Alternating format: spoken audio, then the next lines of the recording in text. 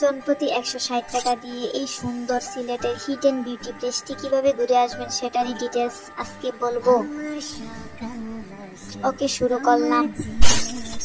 80 টাকা দিয়ে টিকিট কেটে বাসে উঠে গেলাম, বসলাম, ক্যামেরা একটু লাড়াছাড়া করলাম, তারপর লগের গুলারে বললাম ডিস্টার্ব না করতো, তারপর করলো না ডিস্টার্ব।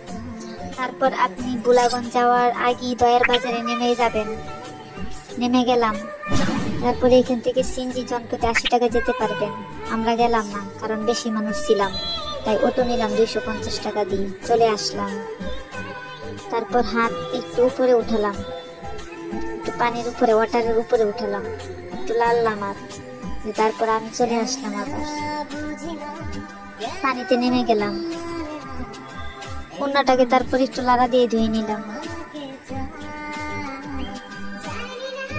তারপর আবার গভীর জলে নেমে গেলাম।